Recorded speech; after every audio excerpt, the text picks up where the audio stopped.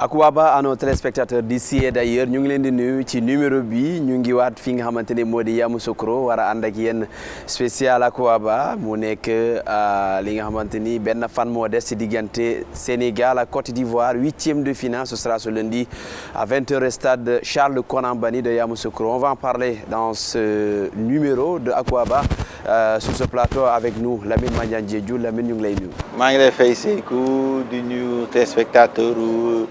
ITV yëpp mais également ñu ñuy suivre sur les différentes plateformes. Papa Madiakhaté Sarr. lu ziar bu baax Sékou nuyu également ñi ma bokkal toogaay bi nuyu ñi nga xam ne yëpp ñu ngi seetaan ci ITV. Alors ici on mange à Tchéké et puis parfois ñu dugg ci àll bi vous allez découvrir d'ailleurs tout ça dans des reportages yi am te ne Cheikh Diop ak Serigne Saliou Deme Gorgui Diaw Thiam réalisé nañ ko Cheikh Diop ñu ngi lay ñaan. maa ngi lay fay Sékou Siri maa ngi nuyu téléspectateurs ITV mais également les internautes ñu suivre sur le support web. Vous avez découvert suñu yenni reportages yi notamment le attiéké qui est un plat très bien préparé et mangé par les Sénégalais qui sont là pour justement cette 34e édition de la Coupe d'Afrique des Nations dañu waxtaanee justement ce match mais également yeneen affiche yoo xamante ni ñooy am ce dimanche ci que ce soit à Yamoussoukro wala yeneen yi nga xam te dañuy am ci Abidjan xam nga ni ñu ngi toll ci huitième de finale à la technique Serigne Saliou Deme ak Gorgui Diaw Thiam ñu tàmbalee ko déjà Lamine Mandiang Diédhiou avec justement ce match cette affiche Sénégal Côte d'Ivoire on ne s'y attendait pas jusqu'à la dernière minute avec cette victoire des Marocains ñoo leen may ñu daal di qualifier c'est une équipe bi nga xam te ne demoon na ba dee mu ñëwaat qui doit affronter le Sénégal. Quel pourrait être donc l'enjeu de ce match pour surtout la Côte d'Ivoire qui a vécu une humiliation devant son public à Abidjan? Je pense que ce sera d'abord une opération rachat pour le pays hôte parce que humiliation totale lañ dund contre la Guinée équatoriale demoon ba enterrer seeni espoir mais finalement par un concours de circonstances ñu mujjee qualifié surtout avec la victoire lors de la dernière journée du Maroc devant la Zambie loolu moo leen ressuscité c'est une équipe ressuscitée moo tax ñu xaw a dangereux parce que quand on interroge l'histoire on voit que dans ce genre de confrontation équipe yooyu noonu ñooy xaw a ëpp chance dernière CAN bi rek la Tunisie avait péniblement décroché sa qualification pour le second tour ñu ñëw dajeek Nigéria bi nga xam ne carton plein la def ñu dóor Nigéria jàll noonu la Tunisie demee ba quart de finale finalement Burkina dóor ko. On a aussi l'exemple du Portugal bi nga xam dafa tegle woon 3-0 lors de l'Euro 2016 3-0 yooyu moom la génnee après moom la mujjee dem jël euro bi mais je pense que yooyu exemple la parmi tant d'autres te gis neen tamit yeneen exemple yi nga xam ne gis neen équipe bi nga xam ne carton plein la def dóor équipe bi nga xam ne dafa soox ba génn on a vu le Cameroun même si deful carton plein mais ba mu génnee Comores la am c'est vrai que Comores tamit avec circonstances yi mu joué match bi moo métti ak joueurs yi Covid et tout mais da koo dóor lors du dernier Euro Italie même chose moo ko daloon ak Autriche Italie dóor na ko je pense que c'est un match bi nga xam ne faudra ça va jouer sur les têtes parce que je pense qu'en termes de confiance de courbe de performance Sénégal moo gën a nekk ci benn dynamique positive contre une équipe bi nga xam ne déjà l'entraîneur il a été installé mais l'équipe fédérale n'a pas une totale confiance en lui loolu justifie en quelque sorte sax ñuy dem di wëri ji feneen donc équipe boobu noonu gëwuma ni ils ont un moral à 100% contre une équipe sénégalaise bi nga xam ne ñëpp la dóor et am na ay certitudes yu wóor suy entamé match bi. Justement Pape ci match ci équipe Sénégal boobu noonu également ñuy wax souvent une équipe mi nga xam ne dafa ressuscité la Côte d'Ivoire il a fallu vraiment des calculs pour ñu mën cee génn aujourd'hui qui revient face au Sénégal qui a fait un parcours sans faute en phase de groupe. Est-ce que mënul am benn doute pas forcément de la part des joueurs mais ci ñëpp on se dit que bon cette équipe elle va revenir ak ban mindset. waaw loolu mooy interrogation bi en réalité ci ban état mental ci la équipe bu ivoirienne bi nekk parce que durant bi ñu leen dóoree 4-0 ba léegi ak lépp li ci xew autour de ce match là moo xam défaite bi en tant que tel. Après tout ce qui s'est passé au stade ils ont passé presque guddi gi yëpp avant ñuy mën a génn ñoom ak seen adversaire stade bi li nga xam ne mooy saccage yi am ci dëkk bi muy Abidjan surtout par rapport ak li nga xam ne moom moo fa xew ak déception bi après il y a eu la démission de l'entraîneur qui a été remplacé le lendemain ñuy wut un entraîneur négocier ko pour mën a justement amener cet entraîneur pour mu terminer li nga xam ne moom mooy Coupe d'Afrique bi mentalement naka la équipe bi gérer tout ça c'est la grande interrogation man nag bu ma ko jàngatee dama naan Sénégal day affronter équipe boo xam ne mentalement dafa fragile. Maintenant équipe la boo xam ne ressuscité na dans ce match là tout peut se passer bu ñu amee le public foofu pour man joueurs yi surtout ñooy def dara pour man ce n'est pas l'entraîneur ni les autres personnes extérieures ñoom ñooy def la différence capacité joueurs yi ñoom seen bopp à pouvoir se relever de toutes ces difficultés loolu mooy principal enjeu bi à mon avis mais pour man Sénégal déjà am na un avance sur le plan psychologique parce que Sénégal sereinement la préparé li nga xam ne moom mooy match bi sur le plan maintenant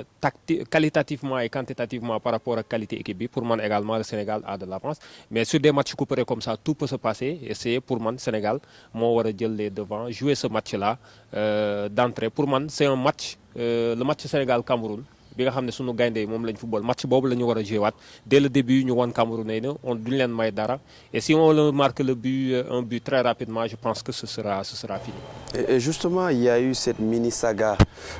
Hervé Renard qui va continuer avec l'équipe et il y a eu l'arrivée de Hermès Faé tout ce bruit là est-ce que également ça peut pas déconcentrer l'équipe qu'il faudrait construire un avantage pour le Sénégal justement. Bien sûr ça peut déconstruire mais ça peut complètement déstabiliser l'équipe boo xam ne déjà vous avez le moral à 0 déjà vous perdez 4-0 à domicile vous êtes qualifié grâce à une victoire du Maroc donc tey jii bu amee benn équipe boo xam ne moo fi nekkoon tey ñu bàyyi la fi au moins pour intérim quelques jours après ñu woo keneen beneen entraîneur pour mu joosi la donc forcément day am li nga xamante ne moo di je dirais pas instabilité mais dafay jaxase carrément les plans tey jii loolu dafay tax ni joueurs yi ñi nga xamante ne ñoom ñoo yóbbu équipe bi tey jii ils n'auront pas la tête à ça parce que xam nañ ne ñoom tôt ou tard ils vont sauter dañuy dem tey jii parce que xam nañ ne ñoom gars yi yóbbu nañ leen mais wóoluwuñ leen en fait c'est ça la situation muy loo xamante ne tey jii lu compliqué la te si équipe boo xam ne équipe mel ne Côte d'Ivoire nga xam ne bokk na si favori yi ba ñuy début de compétition bi mu am ay jafe-jafe tax tey jii mu nekk situation bi loolu moo tax ma yaakaar ne loolu c'était pas une bonne décision déjà d'appeler un entraîneur boo xamante ne nekk fi woon indi ko pour ñu égal équipe bi c'était pas sage c'était pas bien fait te wóoru leen woon sax ndax tey jii loolu dina am les résultats escomptés ci équipe parce que mën ngeen Hervé Renard ba pare ngeen ñàkk match bi loolu on sait jamais loolu day gën a yokk li nga xamante ne moo di jafe-jafe yi ñuy dund mais ça est très compliqué pour équipe bi même si en football on le dit souvent affaire yi kenn xamul muy demee mais man je pense que match bi tey jii 50-50 lay nekk si terrain parce que la Côte d'Ivoire li ñu am mooy la pression sera sur les épaules des Sénégalais Ivoiriens ils n'ont rien à perdre ils ont déjà vécu une humiliation à domicile boo xamante ne góomoo ñu dund lu gën a méttiwaat loolu tey jii comme ñoom leen dese mooy comme population bi xam na ne équipe bi éliminé woon nañ ko pare ils vont se dire que toogoon nañ ba pare dañoo ñëwaat vers la fin donc dañuy jouer si le Sénégal lay bàyyi ils vont dire bon Sénégal est le favori mais s'il gagne le Sénégal c'est un exploit loolu moo tax ma ne tey jii amuñu benn pression ci match bi la pression du côté du Sénégal bi nga xam ne il a fait un carton plein doit gagner ce match là donc le Sénégal moo war a indi faire le jeu. Et justement après cette défaite lourde défaite face à la Guinée équatoriale à Abidjan les supporters étaient sortis il y avait même des bus qui ont été saccagés pour éviter un tel scénario il y a eu une randonnée boo xam te ne am nañ ko ni ki samedi ci suba ngir rek booloo ñaari réew yi pour rek ñu jouer match bi ci fair play dañuy suivre compte rendu bu Cheikh Diop ak Serigne Saliou Deme. noonee la ñu tàmbalee dox bi bàyyi ko ci fondation Félix Houphouët-Boigny ngir rataxal diggante Sénégal ak Côte d'Ivoire li ko tax a jóg boole ñaari askan yi nga xam ne yàgg nañoo nekk donte ne sax ñoo war a jongante altine ji ci huitième de finale moo di initiative boo xam ne préfet bu région bu Yamoussoukro moo ko jël te ñëpp ànd ci. Nous, on n'a pas de problème, nous sommes en famille. Ce que le président nous a enseigné, c'est la meilleure éducation. Cohésion. amuñu benn problème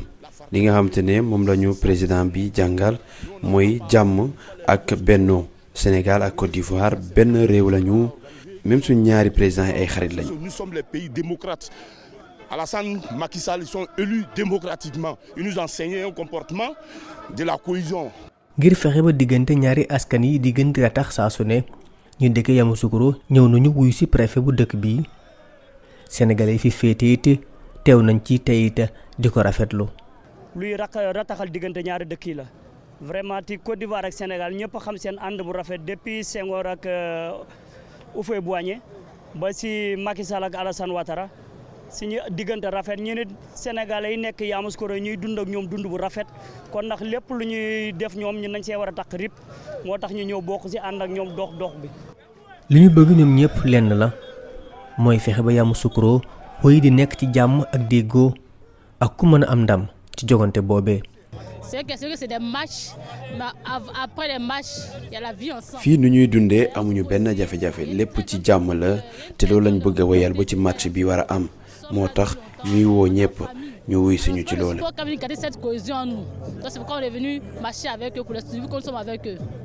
kilifay Sénégal ñoom it am nañu teewaay ci dox boobee nga xam ne am na lu yées benn waxtu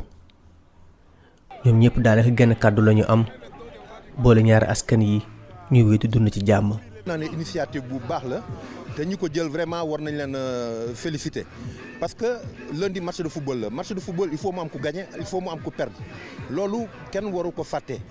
mais il se trouve aussi que Sénégal ak Côte d'Ivoire dañu nekk ñaari réew yoo xam ne ci fànn yu bari dañu am coopération bu dëgër dañuy wax sax ne c'est des pays frères donc loolu match de football waru ko yàq. kilifay Côte d'Ivoire li ñu bëgg mooy jongante bi dox ci diggante Sénégal ak Côte d'Ivoire ci altine ji nekk fête bu football bu Afrique loolee tax nañu jàpp ne mën nañ cee prox ndoll ngir gën a rataxal diggante ñaari réew yi nga xam ne seen ànd lu yàgg la. Justement, Lamine Magnan Diédhiou, c'est vrai qu'on va parler du Sénégal, rassurez-vous, on va parler du Sénégal, mais c'est un épisode pour rentrer également pour Matabaye Khella, parce qu'aujourd'hui il y a eu beaucoup d'appels de non-violence, il y a eu la rencontre, d'ailleurs 12e gagne nous fallait ci fondation au fait Boigny, ci vendredi animé Fofunonou, le sous-préfet était là-bas, aujourd'hui il y a le préfet. Quand on voit ça, c'est que quelque part amna lu ñuy xalaatee ni mun na xewee c'est à prendre en compte également. Oui, absolument c'est à prendre en compte parce que déjà les prémices yi xaw nañ ci am na ay prémices yi nga xam ne jot naa jóg mooy juste après la qualification de l'équipe ivoirienne ba Maroc gagné on a vu bon ce sont des individus isolés ñi nga xam ne mu jot ñu leen identifier ñu dem sànni ay xeer ci QG wu Sénégalais yi nekk Yamoussoukro arraché fa ay drapeaux donc loolu noonu soo ko yéegee rek après tu as forcément peur parce que déjà match bi ñëwagul à presque une semaine ñu ñëw juste parce que dañoo qualifié ñu xam adversaire rek ñu def loolu mais je pense que espérons que démarche yi ñu def nii ci que ce soit le préfet de la ville bi nga xam dafa woo toutes les composantes de Yamoussoukro à cette marche en plus il y a l'action du 12e Gaïndé avec Ale Kaza et Lebougui sur initiative de l'agence Sikaw ñu dem foofu à la fondation ñu def foofu une animation bi nga xam ne ivoiriens yi ñëw nañ je pense que ça va dina xaw a calmer tuuti mais je pense que il suffit que match bi commencé yenn tension yi am faudra que les forces de l'ordre soient vigilants en plus les Sénégalais tamit ci côté boobu noonu su ñuy jënd ay tickets ñu def tout au lieu ñuy éparpiller ci tickets yi ñu boole leen fenn ñi toogandoo fenn nga xam ne su ñu ñëw stade on vient ensemble su jeexee ñu ñibbi ensemble tout en espérant qu'on gagne ce match parce que football dafay déchaîner ay passion te am na ñi nga xam ne mun ñoo gérer seen passion parfois da leen di pousser yeneen ñi gis neen après la défaite contre la Guinée équatoriale saccage bus yu ñu defoon foofu à Abidjan c'est même pas seulement les bus publics am na ay véhicules particuliers yi nga xam ne saccage nañ leen en plus le bus de l'équipe nationale toog na à l'intérieur du stade pendant plusieurs heures mun ñoo génn donc ça montre tension bu xaw a am léegi espérons que les autorités ci li amoon ci match boobu noonu dinañ ci tirer ay leçons ba jël disposition yu war yi nga xam ne tout le monde se sentira en sécurité que avant, pendant et après, les supporters sénégalais surtout se sentiront en sécurité. Justement, il n'y a pas que ce problème de sécurité, il y a également le problème de billets. Les supporters ont compté pour ce match prévu ce jeudi à 20h entre le Sénégal et la Côte d'Ivoire. Plusieurs supporters ont du mal d'ailleurs à obtenir un ticket d'entrée. Pape Madia Tessar s'est rendu dans quelques sites de vente avec Serigne Salou Dem. Nous allons suivre le reportage. Voilà, nous retrouver lui-même, il va nous commenter ça. tàngaay bu metti bi taxul ndaw yile deltu ginnaaw ñu ngi ci ak rang bu gudd ci buntu sous-préfecture bu Yamoussoukro ngir wut ticket bu leen mën a may ñu seetaan match Côte d'Ivoire Sénégal bi waaye ticket boobule gis ko daanaka jafe na jamono ji bu nu sukkandikoo ci Pape Maguette Wade. non pour dire vrai gisuma ko dan naa la ticket génn na nii rek mais personne wala boog man gisaguma ko jënd ticket waaw gisaguma ko pour différer ñëw naa fi 8h ba midi ma dem kër ga sangu ji pour ñëw à la mosquée mais ba nekk gisaatuma. naataangoom bii di Demba Niass moom it gisul luy nduróog ticket donte ne mu ngay jaabante diggante sous-préfecture bu Yamoussoukro ak fondation Félix Houphouët-Boigny. bu ñu ñëwee fii danañu fii ticket yi génnagul la ñu wax ñun ñee dem leen fondation ñu dem fondation tamit ticket benn ngay génn léeg-léeg nga gis ku génn ne am naa ticket mais duñ ko jox ticket bi dana fa bàyyi xaalisam léegi ñu ne ko après nga ñëw dana la woo jox la sa ticket mais ñu fa jot a génn ma laaj leen ñu ne kii loolu la ñuy wax maanaam bàyyi na fa seen xaalis quoi ñaan danañ am seen ticket mais ba léegi ticket amagul. Kindo Abdoul Razak moom doomu Côte d'Ivoire la jafe-jafe yu ni mel lay jànkuwanteel waaye xale bu góor bile leer na ko ni ticket am na waaye feneen lay jaar. Bon, on a fait les rangs, il y a d'autres personnes, bon, ils arrivent avec les voitures, ils rentrent. ñun dañuy def rang bu yàgg lool booba léegi mun ñoo fexe ba am ticket waaye yenn saa yi nga gis kilifa yoo xam ne day ñëw ak otoom dugg ci biir génn yor ay ticket loolu lépp di la ñu jaaxal am na ñoo xam ne bu ñu duggee bu ñu génnee dañuy woon sax ticket yi nga xam te ne moom la ñu génnee ci biir benn policier sax doon leen laaj ñoom nu ñuy def ba am ticket ci jamono yooyu nga xam ne ñun ñu ngi fi rang lu yées ñeent ba juróomi waxtu. Que pourquoi ils peuvent faire ça? Oh, pourtant depuis 5h, 4h nous sommes là et on n'a pas eu de ticket. ba ñu jegee ñi nga xam ne ñoom ñoo sàlloo wàllum njaayum ticket bi ca sous-préfecture bu Yamoussoukro ñoom nee nañu duñu ci yëy yàbbi. Oui, Pape, les images parlent d'elles-mêmes, mais quand même, depuis qu'on est là, en fait, s'il y a une tache noire boo am na ci CAN bi, organisation bi, c'est magnifique, les Ivoiriens mën nañu accueillir gan, mais quand même, il y a un problème quand même pour obtenir un ticket. Et ça, c'est pas un problème bu ndaw quoi. problème lu rëy la comme ni nga ko waxee pour man c'est mooy doon tache noire ak nu CAN bi mujjee mooy doon tache noire di nga xam ne moom mooy compétition bi parce que quand même mënuñu comprendre depuis le début de la CAN alors qu'on annonçait que CAN bi en tout cas ci côté boobu amoon na sax innovation nit ñi di mën a am la possibilité d'acheter en ligne ñu ñëw depuis le début de la CAN là on est à la moitié parce que jeexal nañ phase de groupe yi. Le même problème se pose dem nañ jéem nañ pexe yu ne y a le premier ministre qui est intervenu la CAF qui a essayé de s'ajuster mais gis nañ ne daal le problème reste entier comme ni ñu ko gisee ci li nga xam mooy reportage bi on a rencontré là-bas des gens qui nous ont dit que ñun heure bi ñuy ñëw sax nee nañu boobu bëriwul nit parce que on nous a dit que le matin il y avait des centaines et des centaines de personnes devant li nga xam ne moom mooy sous-préfecture bu Yamoussoukro bi di jaabante diggante foofu ak fondation bi parce que 4 lieux de vente moo amoon à Yamoussoukro bi ñu jeexalee phase de groupe yi ñu ne ñu wàññi ñaar yi des li nga xam ne moom mooy ñaar yi nga xam ne fa lañ demoon def reportage yi mais c'est une situation assez compliquée et pour man fu mu toll nii je ne vois pas comment est-ce que nit ñi dinañ mën a régler affaire bi fii ak jeex li ñuy wax naan béy wëy na muus exactement en réalité parce que c'est un véritable problème maintenant au stade les Sénégalais vont devoir se débrouiller ñu ci bëri après bu ñu leen laajee ñi nga xam ne ñoo intervenir ci reportage bi bu ñu amul billet nan la ñuy def ils nous ont clairement répondu que ce serait triste pour ñoom ils seraient déçus mais dañuy dem seetaan ko ci seen kër yi wala seen kër xarit yi wala ci espace yi nga xam ne teg nañ ko ngir ñu mën fa seetaan match yi mais mooy véritablement la vraie tache noire bu compétition bi loolu moom xam naa ne bu compétition bi jeexee ce sera quelque chose boo xam ne dina metti organisateurs yi ce sera vraiment la grande faille de cette c'est quand même dommage une compétition comme ça problème billet quand même c'est quand même un problème qu'on pouvait régler facilement des billets que des gens achètent ci réseau yi quand même. Qu'on pouvait dépasser moi je pense que mais les autorités ont failli depuis longtemps parce que tey jii bu nekkee dañoo ñëw jël ne billets yi dañ ko yombal si yenn places yi pour que ñëpp mën a dem je pense que loolu c'est une innovation pour permettre à tout le monde tey jii ñu mën a am accès ci stade yi mais bu nee ma billets yooyu nga xamante ne yombal ba pare nit ñi mënuñu si jot là c'est un souci mais beneen problème bi am mooy billets yi da ngay ñëw ñun la billets yi jeex na par exemple da ngay ñëw ci stade boo xamante ne ticket yëpp jënd nañ ko mais stade bi amul nit c'est parce que y a des gens yoo xamante ne ñoo jënd ticket yi di ko téye certains jënd ticket yi di ko téye ñeen di ko jéem a jaayaat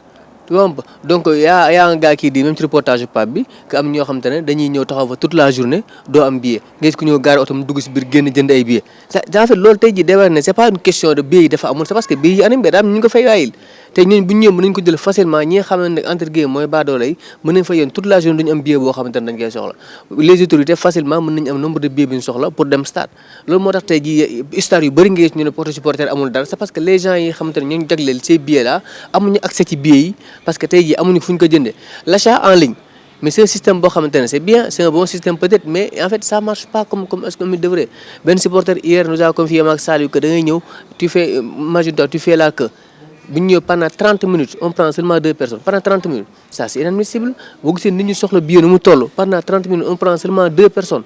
pour un système boo xam di ngay jaay billet c'est un système qui n'est pas encore huilé. C'est pourquoi je pensais que la vente physique moo doon tane et limiter les quotas qu'on donnait peut-être aux ñi nga xamante ne ñoo doon ñëw di jël si billet yi loolu doon na jàppale bu baax a baax supporters yi mais aussi je pense que dans ce marché-là parce que problème yi amoon na depuis le début mais dans ce marché-là Côte d'Ivoire il y a une stratégie boo xamante ne bu ñu ko fàtte les billets ils peuvent ne pas les vendre aux Sénégalais dañuy xool li ñu soxla si billet parce que aussi c'est pour soutenir l'équipe donc tey jii bu ñu jëloon majorité billet duñ ko jox les Sénégalais bàyyi les supporters ivoiriens yi nga xamante ne dañ ko soxla parce que aussi faut pas oublier que les gens quittent Abidjan quittent les autres villes pour ñëw à Yamoussoukro ci match bi dans un stade boo xamante ne je pense yëpp 20 000 places la yem bu ko yemee ci la je pense ci la yem 20 000 tey jii loolu da ngay xam ne y aura forcément des soucis au stade là. Justement Lamine il y aura des soucis le match c'est le lundi c'est le match le plus attendu en tout cas ci huitième de finale bi parce que c'est quand même un choc entre deux grandes nations yoo xam ne qui faisaient partie quand même des favoris pour cette 34e édition le jouer dans un stade de 20 000 places problème de ticket quand même il y a des soucis hein. waaw malheureusement c'est le hasard moo tax parce que je pense pas que ba ñuy programmer noonu kaaf xalaatul woon ni il y aurait un huitième de finale entre le Sénégal et la Côte d'Ivoire à Yamoussoukro mais je pense que war nañ mën a adapté wu je pense que problème billetterie bi même lors de la dernière CAN on l'avait remarqué c'est juste parce que engouement bi am ici en Afrique centrale ou de l'Ouest mooy que ce soit au Cameroun et en Côte d'Ivoire CAF daanu ko woon jànkonteel ci yeneen compétition on était en Égypte il y avait pas ce public daanaka dañ doon saraxu sa nit ñi ñëw nit ñi doo gis nit ñi finale bi sa stade bi feesu carrément yeneen match yi c'est on se rappelle huitième de finale Sénégal daanaka stade bu Claire Semaine lañ ko joué au stade international du Caire 30 juin tamit même demi-finale feesul au Gabon les tickets se vendaient à 500 ou 250 match d'ouverture bi c'était gratuit en 2015 c'était la même chose les matchs du premier tour match yëpp c'était gratuit taxul am na yenn match am na stade yi nga ne feesul donc soo ñëwee en Côte d'Ivoire et au Cameroun nit ñi y a un engouement les gens aiment naturellement le football donc du bokk donc gëm naa ni ñoom xaaruñu woon engouement bi peut-être engouement bii nii yëpp moo tax ils sont juste débordés te en plus il y a une sorte de mainmise des revendeurs bi nga xam ne am na ci et c'est sous la complicité de certaines autorités parce que man je pense que boo ñëwee premier tour tu vois que c'est difficile pour les supporters de se procurer des billets alors que tu as vu am na ñi nga xam ne dañ doon jënd en groupe tu limites nit mënatul jënd plus de 5 billets bu dee entreprise da ngay ñëw teg lu leer nañ mais une personne lambda ne peut pas venir acheter plus de 5 billets parce que déjà loolu dañuy yàq image yu CAN bi parce que déjà le fait que ce match se joue sur un stade plein rek c'est une très belle publicité pour la CAN donc je pense que les autorités de la CAF war nañ ci jàng surtout pour la prochaine édition au Maroc parce que lii nii c'est jàpp naa ni CAN bi c'est le seul couac de cette CAN la vente des tickets c'est le seul couac de cette CAN mais pour le reste tout se passe bien et espérons que dinañ fa xaw a góorgóorlu pour les quarts et les demi voire la finale. Alors justement, nous allons parler de l'équipe nationale du Sénégal. Pape Gueye ne s'est pas entraîné le vendredi, le samedi, non, il ne s'est pas entraîné le jeudi et le vendredi. Moom itam bokk na ci joueurs yi nga xam te ne en tout cas ñu ngi def début de saison bu baax d'ailleurs ci 11 yu bari nga xam te ne defar nañ ko mi ngi ci le Sénégal qui joue la Côte d'Ivoire dans la peau d'un favori. bi nga xam ne depuis mu ñëw mi ngi koy imposer di ko wone c'est le seul favori d'ailleurs bi nga xamante ne respecté na rang tey comment Sénégal war a wàcc wala war a jouer niveau bi nga xamante ne moo koy permettre à justement mu mën a battre cette équipe ivoirienne. Il y aura une pression avec le public qui sera là, il y aura une pression de tous les bords bi ñuy bàyyi ko. Comment le Sénégal doit aborder ce match? ak maturité ak sérénité et surtout ñu bañ a bàyyi li ñu doon def ba mu jig ñu parce que on sait déjà on a déjà joué de grands matchs ci compétition bi c'est une chance on a affronté quand même le Cameroun on a affronté la Guinée, on a affronté la Gambie ñetti match yu choc yi nga xam ne football nañ ko ci groupe bi donc affronter Côte d'Ivoire la seule différence c'est que moom mooy pays organisateur bi et contexte bi nga xam ne pays organisateur bi dans un contexte boo xam ne dafa ressuscité c'est la seule différence à mon avis mais joué nañ déjà ay ponkal ci li nga xam moom mooy compétition bi et gis nañ ne boobu ba léegi y a une dynamique positive équipe bi elle reste concentrée même bu mettee dafay jël temps passer de gauche à droite pour essayer de trouver les solutions et à la fin on arrive toujours à trouver la solution mooy ni ma ko waxee sànq rek match bii nii pour man c'est en quelque sorte remake match bi ñu joué contre Cameroun lay doon parce que y avait cette pression là même si c'était pas le pays organisateur am na pression bi nga xam ne woon na ci match bi les Camerounais étaient convaincus que dañuy ñëw jaar ci kaw Sénégal comme ni ñu daan jaaree suñu kaw et cetera pour man match boobu la parce que équipe bi ñuy dajeel moom moo nekk dans une fragilité boo xam ne pour man da nga naan bërit nga dal ci kawam après si tu marques tôt ça dina la aider lu bari ci li nga xam mooy reste match bi parce que équipe ivoirienne bi dina commencer douter maintenant plus ñuy dem plus dugaluñu plus ivoiriens yi bu ñu amee mainmise ci jeu bi xaw ñu tànc tuuti rek avec le public mën nañu indil quelques difficultés mais je pense que quand même am nañ groupe bu am expérience boo xam ne dinañ mën a gérer les émotions pour moi c'est surtout ça gérer les émotions la gestion des émotions sera très très très importante ci li nga xam ne moom mooy match. Alors il pourrait avoir benn piège ci rencontre boobu parce qu'on parle le plus de public de pression mais la Côte d'Ivoire également a des armes. Ouais, la Côte d'Ivoire a des armes parce que c'est pas pour rien que Côte d'Ivoire bi ñu commencé compétition bokk ci favori parce que c'est une équipe boo xam ne aussi am na ay joueurs d'expérience même si boo xoolee de façon globale la plupart des joueurs ivoiriens ñu ngi joué seen première CAN. Beaucoup de joueurs ivoiriens jouent leur première CAN. Je pense à les Omar Diakité, Karim Konaté, les Adingra, même les Ndika, je pense les Diomandé. Je pense que ces joueurs-là. Voilà. Je pense qu'il y a Kessié qui est là et peut-être les Sangaré et quelque chose qui ont déjà joué. Même Sangaré, je ne suis pas sûr. Mais sinon, le reste, c'est les gens qui sont sur le banc. Il y a gens like Mikel Seri, les Gradel, tout ça, ils sont sur le banc. Mais le 11, la plupart de ces joueurs-là jouent leur première CAN. Beaucoup de Côte d'Ivoire c'est parce que ces joueurs n'ont pas su supporter la pression que le Sénégal n'a pas. Moi, la pression, c'est du 50-50. Parce que de la même manière, le Sénégal doit supporter la pression du public. Non, le jour ivoirien aimait jafe-jafe par rapport à ce public-là. Ils ont fauté face au Nigeria. Ils ont subi également la défaite à la Guinée équatoriale. Parce qu'il y a... Voilà. Même là, faut que la Guinée-Bissau, ils sont sortis presque presque pour gagner. Pour te dire que tu as dit pression, certes, les Sénégalais ils doivent le gérer parce qu'ils ont beaucoup de jours d'expérience. Il y a des jours qui ont joué 5 CAN. Quand on passe en Gana Gueye, en Sadio Mané, en Cheikh Kouyaté, ils ont joué 5 CAN. Les Kalidou Koulibaly, mine de rien, Abdoul Diallo, ils ont joué déjà... Abdoul Koulibaly, je pense qu'il est à 3 ou 4 CAN. Abdoul Diallo est à sa deuxième Coupe d'Afrique des Nations, mine de rien. Donc, tu as dit, il y a des joueurs qui ce qui aide aussi du côté sénégalais, c'est l'entraîneur. Parce qu'Aliou Cissé, il est là depuis 2015, il a joué déjà beaucoup de CAN avec le Sénégal. L'autre fois, aider par rapport à l'équipe qui est 4e CAN. 4e CAN, ça veut dire que c'est sur 8 ans. Voilà, et plus. Donc, tu as dit, Boy Côte d'Ivoire, Emers Faye,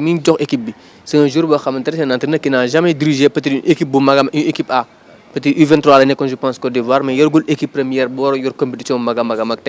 pression, certes, on peut profiter. S'ils sont peut-être bon, ils profiter de l'eau au Sénégal, certes, mais ils ont aussi des jafe-jafe. Parce que imagine-toi, tu joues le Sénégal à domicile, tu joues 30 minutes, la pression également une pression négative qui est pour l'Ivoirien, aussi un avantage pour le Sénégal. Ça dépendra. Je pense que la gestion des émotions, il faut qu'un entraîneur surtout du côté sénégalais, tel a assumé son statut de favori, tel a Côte d'Ivoire, faire douter les Ivoiriens pour s'en sortir. Justement, Lamine Magnan, il nous reste quelques minutes, 5 minutes pour nous dire. Pape Gueye, on ne l'a pas revu depuis ce match-là. Moussa Niakhaté est de retour, Edouard entre autres. C'est là que nous avons Aliou Cissé ci boobu les matchs par rapport à la composition de son équipe. Moi, je pense que Aliou Cissé dafa war a continuer di camper sur ses attitudes. Il ne faudra pas mu renier ou changer. C'est à l'équipe de la Côte d'Ivoire de s'adapter, pas à nous de nous adapter. Parce que je pense que pour des favoris, nous sommes favoris. C'est à nous de confirmer notre belle dynamique. Je pense qu'il a les joueurs pour le faire. Pape Gueye, je pense bien qu'il devrait tenir sa place parce qu'il a récemment dit que c'était juste un coup coup le recevoir léegi bëgguloon jël risque moo tax mu génn après le staff l'a aménagé par précaution loolu tax il n'a pas fait la séance du jeudi mais je pense bien qu'il sera là et on aura la meilleure composition possible avec le retour de Lamine Camara éventuellement. Bon, on verra si Aliou Cissé il va mettre les 3 jeunes au milieu, même si je pense que dina ci génne kenn pour dugal un Gana ou Nampalys, surtout peut-être un Gana parce que Nampalys quand on le sort de sa position de sentinelle, on lui coupe les jambes, du am même rendement que bu ñu soxla woon. Match bi daal man jàpp naa ni Pape Madiakhaté nee na contre Cameroun mais match bi muy gën a rapproché c'est surtout contre la Guinée mais ñu abordé ko comme ni ñu abordé la deuxième période contre la Guinée mooy maanaam dal c'est sûr que suñu ñëwee ils vont mettre les gaz jéem a andi fighting spirit pour réveiller le public et tout ñun bu ñu leen topp ci terrain boobu noonu nen dal sera te hostilité ñun tàmm nañ ko notre dernier match avant la CAN c'était au Togo c'était dans un stade Kégué bouillant bi nga xam ne daanaka amuloon sénégalais. Et on s'en est sorti avec un 0-0 même si jour boobu noonu on est passé à côté de notre match mais taxul on n'a pas perdu donc genre match yooyu noonu jàngat la et cette équipe dafa wane benn maturité une assurance bi nga xam ne on n'a pas le droit d'avoir peur pour ce match. C'est vrai que c'est une équipe, on joue quoi, c'est une équipe ressuscitée qui va jouer face à un peuple qui est aussi requinqué, qui croit durant la qualification mais ñun nañ njëkk a xalaat suñu bopp nañ xalaat ñun luñ mën ba soog a xalaat lu Côte d'Ivoire mën ñun gëm naa ni si on reste sur nos principes ñu jouer avec assurance ak dal Côte d'Ivoire duñu teree gagner déjà parce que les trucs d'arbitrage maison yi nga xam ne moo ñu daan sonal avec les pays organisateurs et tout loolu amatul avec la VAR bu doon arbitrage maison rek Côte d'Ivoire day jàll contre Guinée équatoriale ak yeneen match yi mais là y a la VAR y a tout donc faudra que les joueurs ñu nekk ci match bi concentré wu ci match bi Aliou Cissé trouve la bonne formule comme il l'a fait depuis le début du tournoi et qu'on gagne ce match. Je pense qu'on a largement les armes pour gagner ce match et réussir le back-to-back. On a largement épuisé le temps bi nga xamante ne moom la ñu amoon juste Pape Madiakhaté peut-être voilà je sais pas moi 11 ou bien benn pronostic d'autant plus qu'il y a d'autres affiches yi nga xamante ne ñu ngi ñëw il y a la Guinée contre la Guinée équatoriale il y a de belles affiches en huitième de finale quand même. Oui ay affiches yu neex maintenant def pronostic ci match yi dina compliqué parce que premier tour bi yaakaar naa bu ñu doon def ci pronostic yëpp ñëpp dinañ xalangu parce que on s'attendait tout sauf à voir par exemple Côte d'Ivoire di xaar téye calculette bi ba dernier jour pour mën a xam ndax dina qualifier am déet donc c'est assez compliqué je dirais juste qu'on va assister à de bons matchs muy match tay yi muy match yi nga xam ne ñoo des yëpp ci huitième de finale yi pour Sénégal contre Côte d'Ivoire pour man la peur doit être du côté ivoirien. C'est ça quoi en réalité. Le Sénégal n'a pas à avoir peur de ce match-là. On est champion d'Afrique. On a assuré 3 bons matchs en phase de groupe dans une poule bi nga xam moom lañ doon wax groupe de la mort. C'est aux Ivoiriens d'avoir peur de nous affronter nous les Lions du Sénégal les champions d'Afrique. Je pense que il faut que ñu jël peur bi ñu yóbbu ko ci côté ivoirien yi ñun ñu ñëw jouer lañ daan jouer avec sérénité calme ci côté joueur ci côté football man gisuma fu ñu Côte d'Ivoire mën a jaar comme ni gars yi waxee bu ñu ko tegee ci football rek. xëy na leneen quoi mais bu ñu ko déggee ci football moom gisuma fu ñu Côte d'Ivoire di jaar donc moi je vois le Sénégal passer au soir du lundi prochain. lii ni ko Ivoirien di wax tu es garçon ah tu es garçon et c'est au match de garçon hein. C'est ça. Ah cher c'est au match de garçon. Oui, c'est un match de garçon Lamine l'a dit et il faut pas aussi ñu yaakaar ne ça va être facile parce que tey jii c'est une équipe qui a été au fond du trou donc il faut pas que ñu pense que day yow même les supporters sénégalais il faut qu'on soit patient aussi face à la Guinée on a joué presque un match boo xamante ne pendant 45 minutes le Sénégal n'a rien montré il faut qu'on soit patient il faut que ñu yaakaar ne tey jii mën na egg prolongation loolu bu ñu ko écarter parce que c'est une équipe boo xamante ne c'est une équipe qui est malade